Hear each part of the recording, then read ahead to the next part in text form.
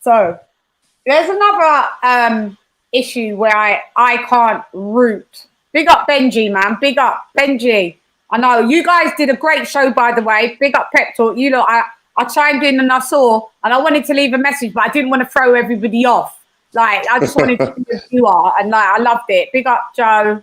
It was amazing. Big up you, Kenny. It was a great show. Yeah, it's good.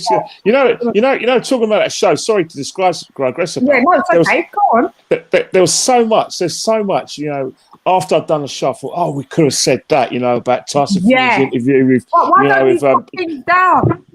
No, because that's the thing. You know, it was only after I finished the show that I saw his interview with Phelps, and then there's other things that that I've written down now that we're going to discuss. We'll talk about it on Monday, won't we? Yeah, definitely on Monday, because there are some valid points that I think Fight Fan won't agree with me on, but we better stick to the point in case you lead the beat. But I'm just going to say one thing, right? Yeah. Fight Fan, this is for you, all right? And don't answer me, but just give it some thought. Simon Jordan said on Talk Sport that the anti-Josh, he suggested, and some I agree with, that the anti-Joshua fight with Tyson Fury, the proposed fight, is obscene and out of order because it's actually stalling the careers of other fighters like Usyk and Dillian White and possibly Wilder. I'll leave you with that, Fight Fan.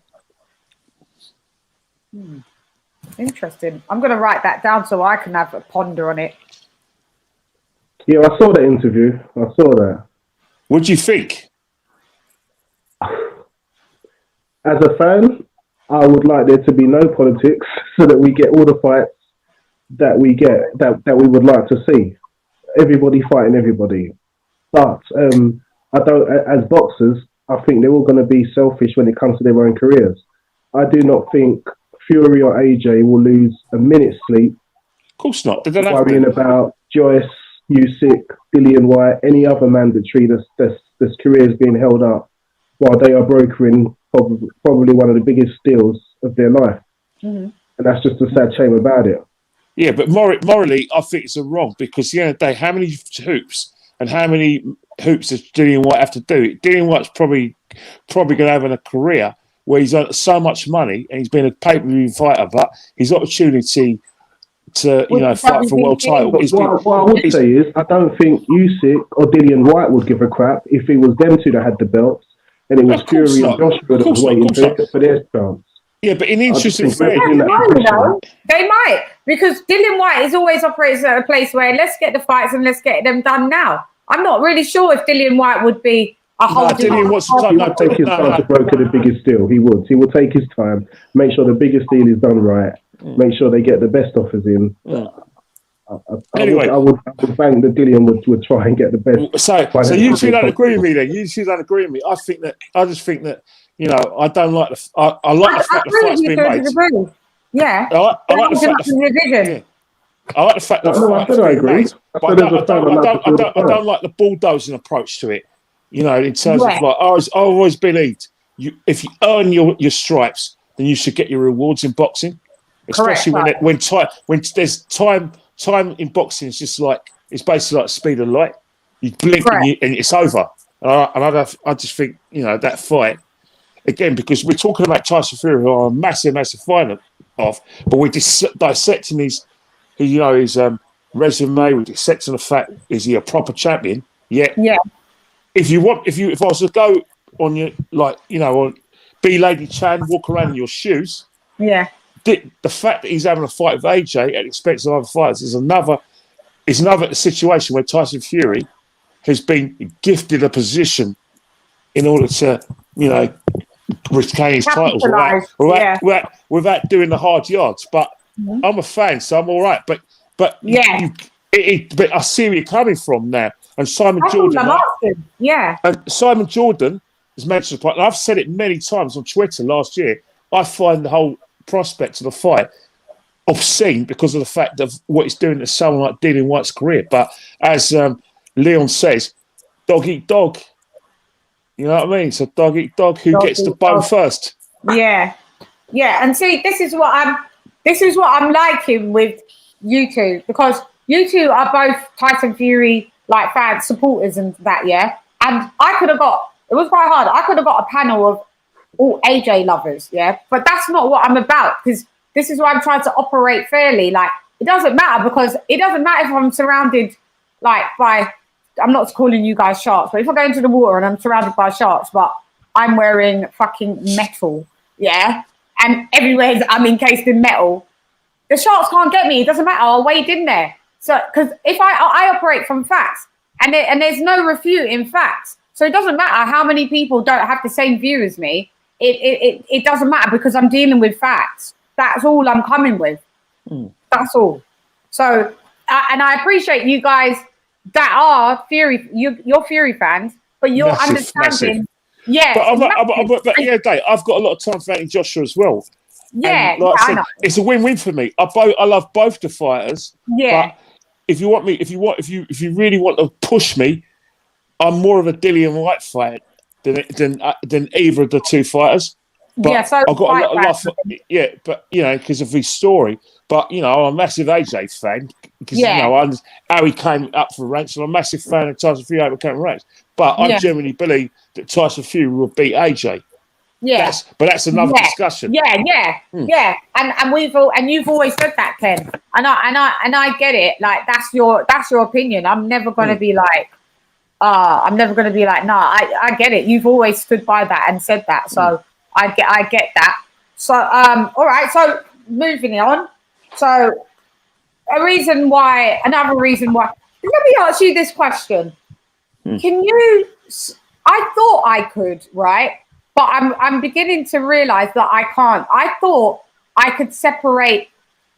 I can to a degree. I thought I could separate the boxer entirely from the person, like from their life, what they do outside the ring. Okay, all right. I get where you're coming from, because you know, I get you coming from with Tyson. I think you know, we alluded to that on about 2 weeks ago, that Tyson Fury, in terms of like his antics and the verbal sewage that was coming out of his mouth, before he fought Klitschko, there was a lot of people in Great Britain who wanted Klitschko to put him in his arse and shut him up because of the way he conducted himself. And I think Tyson Fury probably has had a humbling experience. For him, mental health issues, near suicide, near-death experience. And he's turned it around to extent that he's now an advocate for men. Men don't talk about their problems. Men don't ever see a doctor. Men are brought up to be tough and hard. They're not brought up to cry. And Tyson Fury's get a lot of men talking about their mental health. But the Tyson Fury, pre-Klitschko, wasn't, for me, I thought he was funny, but I think he had he had issues, obviously strong beliefs in Christianity and everything, in his gypsy background. But I can understand why people wanted to see him getting put in his arse. But again, I suppose that's why a lot of people still, going in the memory battle for England. Yeah, he does this and he's changed, but remember, I can't get past those comments from 5 years ago. Yeah, exactly. And before Fight Fan Figures answers, I think, I'm not saying that he doesn't suffer from mental health. Who knows? I'm not a psychiatrist. I'm not a psychologist. But what I'm not going to really accept is that has become his brand, and anything that he does, that is his force field, because he's had mental health. Let me tell you a little story. He's overcame adversity. Get it, respect it all day long. I get it. But one day, I found out that I had a spinal tumor, and I went to the hospital, and after doing all the MRIs, and I had most of the tumor removed. It's benign, slow growth tumor, non-cancerous. But I had like pins and needles for ages, didn't know what was going on. Hence, fast forward. So 3 months later, they removed majority of the tumor. Had to leave some residual because obviously it's on the spinal cord. So they was like, oh, there's a 20% chance that, that it could grow back. Coolio. Anyway, fast forward maybe 5 years after that. Same symptoms came back. Did the whole rigmarole. The tumour's back, right? And then I'm in the midst of doing my career, doing my shows, music, whatever. So then they put me into the hospital to remove the tumour again. Cool. So I go down to thingy, and I remember being put out like, bye, like, thanks guys, do your best work. And then I woke up, coughing, choking and gagging. I had a ventilator down in my throat and into my lungs. So they've taken it out and they put me on oxygen. And then I've realised that this isn't the same procedure as what's happened 5 years before. I don't feel any pain in my back. Damn, that means these pain meds are great. I look around, everyone seems to be, there's only like 4 of us. 1 to my right, me, myself, 1 opposite me, 2 opposite me, with a nurse station at everything. So anyway, once I've woke up and all of this procedure's done, I'm on oxygen. My temples are killing me. My ribs are killing me. I've got friction burns on my legs. Like once you've been sprayed. So what I then found out is that when they put me under, they used a different antibiotic, and I suffered one of the worst anaphylactic shots that surgeons can see within a 30-year career. Sorry if I'm boring you lot, but no. Carry on. Yeah, like that in a 30 years neurosurgeon career, they would see that anaphylaxis maybe twice, maybe in 30 years. So what happened is I basically flatlined, and yeah, for 5.5 minutes I was flatlined. I woke up with a line right into my jugular vein. So basically what happened is they put me under, they turned me on my front, because obviously they're going to do my back, and they administered 400 milligrams of antibiotic just to like clean the whole body, because they're going to do surgery. But what they didn't know is that I'm highly allergic to it. So basically what happened is I ballooned up. This is what I'm told. I was ballooned up. A massive rash came all over my body. My heart rate went and then it crashed. So they've whipped me around, and they've had to do chest compressions and CPR, still flatlined. They then administered the line in my neck, which they administered adrenaline and steroid. Still flatlined. Then they're still doing chest compressions, still flatlined. We're into like 4 minutes. Remember, 7 minutes, 7 minutes is when the brain usually starts to shut down. Yes, right. So then they get the machine up again, and then they do like clear. And thank God I came back. I came back. Yeah. Obviously, no knowledge of this. I'm just going by what I've been told. So when I woke up, the doctors that's why I was on a ventilator and stuff like that. And then the doctors came to me and said, wow, gosh, it was 10 hours later. They was like, well, thank God that you woke up, and, you know, this is what happened. Basically, the last time we saw you, you wasn't alive. This is what happened. So what I'm saying is, the bottom line is, I've gone through that, And if I want to participate in something, or something that I was participating beforehand, that happened to me, I cannot use that to negate the rules. If I don't like it, don't be in it. It doesn't matter if I flatline for 5.5 minutes. It doesn't matter if you had mental health. What matters is we give you respect and props that you overcame it. Cool. And you've overcame it enough that now you want to participate in the sport that you love. Cool. But now you have to play by the rules. But has Tyson Fury ever played by the rules? That's always been his thing, hasn't it? That he just does what he wants. He doesn't listen to sanctioning bodies. He doesn't listen to border controls. He doesn't follow and fit. He just chooses not to follow their rules. And if it means they strip him of a belt, then you can have the damn belt. That's always been Tyson Fury's thing, isn't it?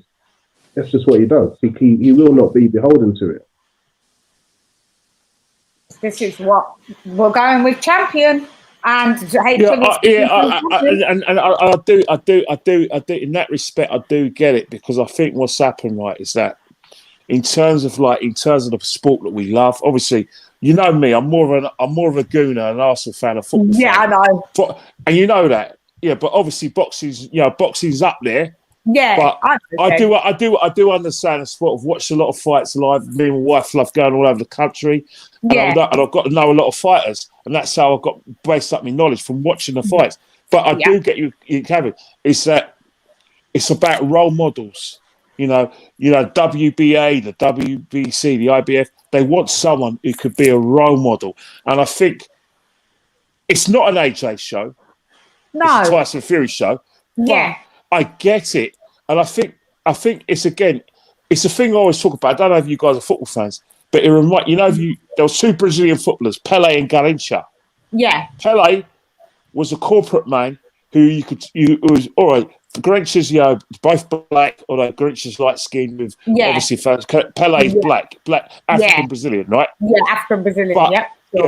But what's happened is that if you wanted to go and meet the other, everyone from the, like the head of states from all over the world, the Brazilian Prime Minister and the Brazilian FA, you take Pelé, because Pelé represents Brazil. Someone like Garrincha represents the favelas in Brazil. Yeah, the favelas. I've been there. So it's the people's champion. Tyson Fury, is like our Garrincha. Anthony Joshua is the one, he's marketable, but he's got, he's marketable to the extent that... And everyone tears him down. Everyone tears him down, but... No one stands up for him. Not that he's asking, but nobody stands up for him. The whole nation doesn't stand up for him. The whole boxing community doesn't stand up for him. Randy Joshua. AJ has his supporters. AJ has his support. You'll get Tyson. You'll get Mike Tyson talking about, AJ telegraphs his punches and this and that and that. Maybe he did. Maybe he did telegraph his punches.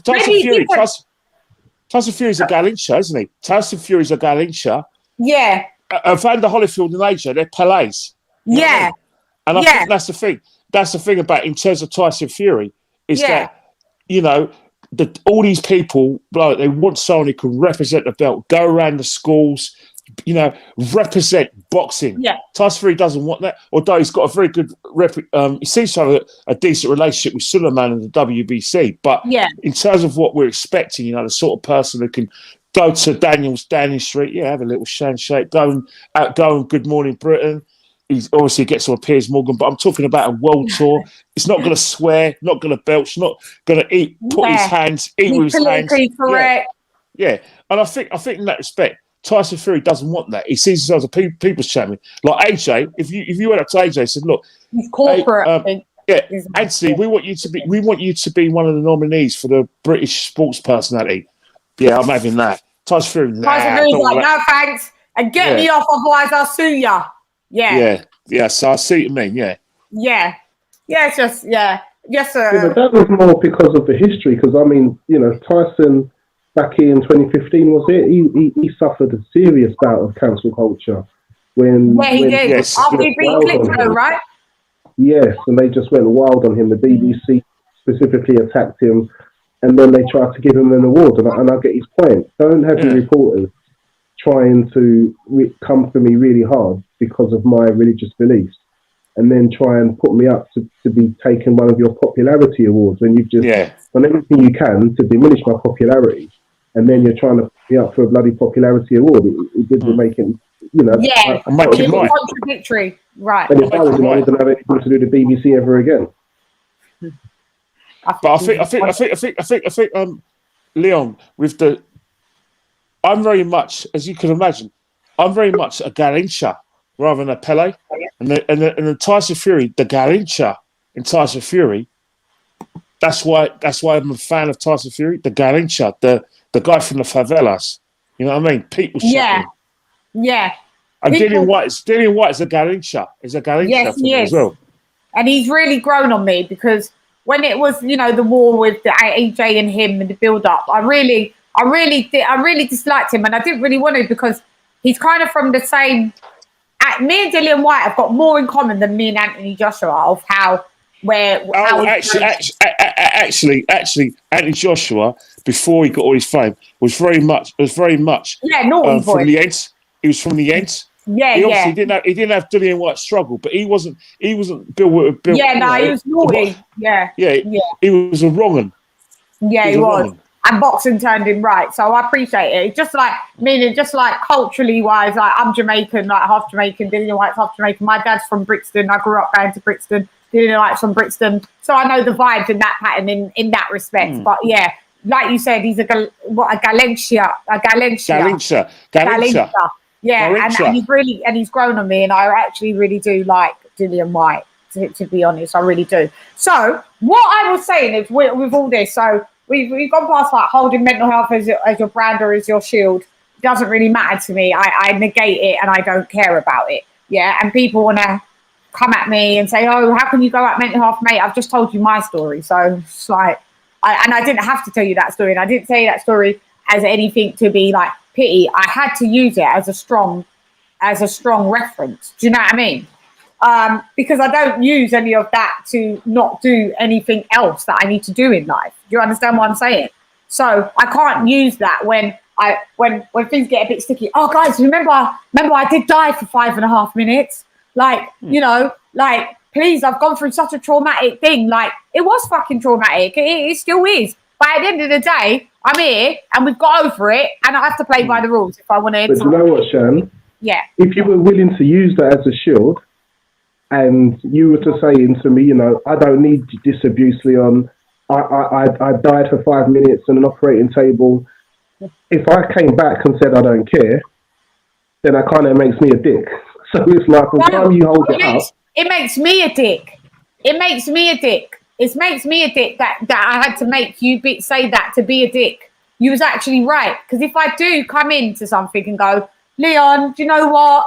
Like, if I'm talking to you on a one-on-one and we're talking on a personal level and there's some shit going down and I go, do you know what, Lee, man? I fucking died for 5.5 minutes. I ain't got fucking time for all of this. That's me saying I'm not participating in this shit because I've been through some mad things and I don't want to participate in that. If I say to you, Leon, do you know what, man? I want to go to the gym, man. Like, and then, like, and I want to enter a chest press competition, yeah. And then I go, do you know what, man? I'm not doing this part of the competition. I'll do that bit and I'll do that bit, man, because I've overcome some fucked up shit. Like, I was dead for 5.5 minutes. No, my G, Shannon, you want to participate? This is the rule. Fuck everything that you've gone through. We get it. You've gone through it to be able to get to do this. Now you've got to do this. Play by the rules. Facts. Yay or nay? I agree, but then we have to, you know, but somehow Fury's managed to be able to navigate a position. This is what I'm saying. And we're going to touch on this. This is where it starts to get sticky, icky, mate. Yeah? So. You don't want the drama. When Tyson rise up the llama, say to pray at night with your father.